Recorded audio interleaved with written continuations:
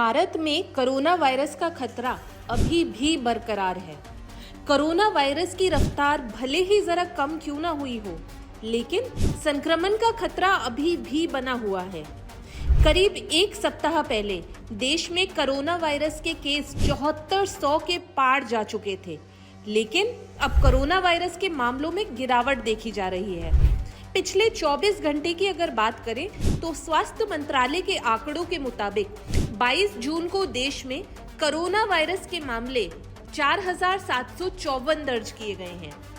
ये राहत की बात जरूर है, लेकिन कोरोना के नए वेरिएंट निकलकर सामने आ रहे हैं, जिन्हें लेकर जरा सी भी लापरवाही भारी पड़ सकती है। देश में कोरोना वायरस के 2 वेरिएंट ज्यादा खतरनाक बताए जा रहे हैं, जिसे लेकर WHO ने भी सतर्कता बरतने को कहा है। हाल ही में कोरोना वायरस के 2 वेरिएंट ज्यादा खतरनाक साबित हुए हैं।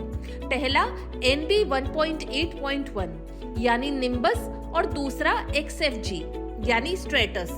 इन वेरिएंट में नई म्यूटेशन देखने को मिली है, जो पहले के मुकाबले ज्यादा संक्रामक बन सकती है। WHO ने भी इन्हें अब वेरिएंट ऑफ मॉनिटरिंग में क्लासिफाइड कर दिया है। देखिए, नया वेरिएंट हो या पुराना वेरिएंट हो या कोई दूसरी अन्य बीमारियां हो, अगर आपकी इम्यूनिटी या रोग प्रतिरोधक क्षमता स्ट्रांग है तो आप अच्छे से लड़ सकते हैं किसी भी वायरस या बैक्टीरिया से, और आपको बीमारी नहीं होगी, या बीमारी होगी भी तो माइल्ड होगी और उसके कॉम्प्लिकेशंस कम होंगे और डेथ की संभावना बिल्कुल ना के बराबर है।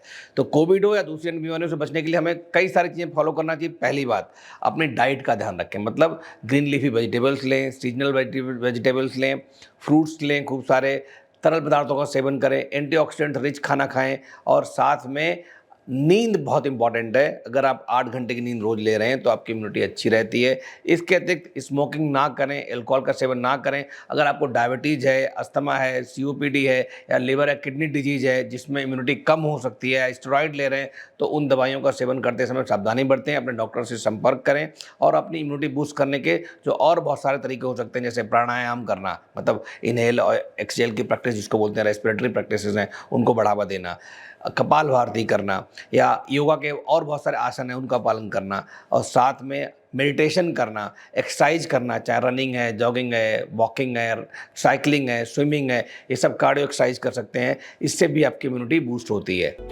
अब जरा समझते हैं कि आखिर क्या होता है वेरिएंट ऑफ मॉनिटरिंग। इसमें WHO द्वारा वेरिएंट को मॉनिटर किया जाता है। खतरनाक वेरिएंट पर सावधानी से नजर रखी जाती है। संक्रामक प्रभाव और म्यूटेशन पर वैज्ञानिक स्टडी करते हैं। एक्सपर्ट के मुताबिक कुछ ऐसे वेरिएंट्स भी हैं जिनमें म्यूटेशन ज्यादा देखी गई है। अब इस खतरे को भी समझते हुए WHO अब इन पर भी नजर बनाए हुए है। ये वेरिएंट कुछ इस तरह हैं।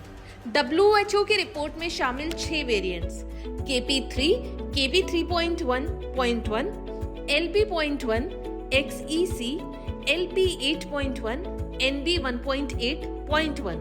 बहरहाल कोरोना को पूरी तरह से हराने के लिए जरूरी है कि हम सरकार द्वारा दी गई गाइडलाइन का पालन करें, जिससे हम खुद को सुरक्षित रख सकें। हेल्थ से जुड़ी ऐसी कई और जानकारी के लिए फेलिक्स हॉस्पिटल के YouTube चैनल को सब्सक्राइब करें और अपने सवाल कमेंट बॉक्स के जरिए हम तक पहुंचाएं।